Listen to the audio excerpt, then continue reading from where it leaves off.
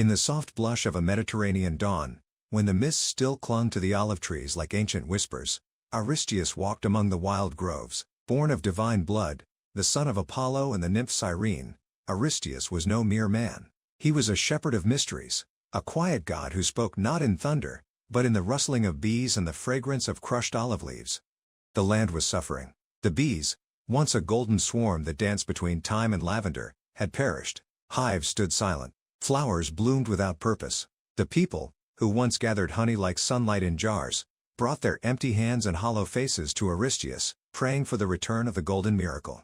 Moved by their plight, Aristaeus journeyed to the cave of Proteus, the ancient sea god who knew all things past and future. Wrestling Proteus into revelation, Aristaeus learned a bitter truth: he had unknowingly caused the death of Eurydice, the beloved wife of Orpheus, and the land bore the curse of that sorrow. To restore harmony, Aristaeus followed the oracle's command. He sacrificed animals in a sacred rite, and from their decaying bodies rose a wondrous sight: new bees, born from death. From rot came sweetness, from loss came abundance. It was the first resurrection of the hive, the divine mystery of apiculture. Aristaeus became the keeper of this knowledge, the god who understood the secret balance of life, decay, and renewal. He taught the people how to build hives from hollow logs, how to read the language of the buzzing swarm, and how to soothe the queen with smoke and reverence. Honey, he said, was more than food. It was a sacred gift, a distillation of sunlight, flower, and spirit. It could heal wounds, embalm kings, and sweeten even the bitterest bread. But Aristaeus gave more than honey.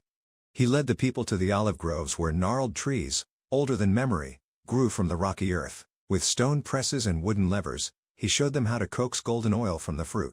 Olive oil, he proclaimed, was the lifeblood of civilization, fuel for lamps, balm for the skin, food for the soul. Where honey preserved, olive oil nourished. Together, they formed the foundation of peace and plenty.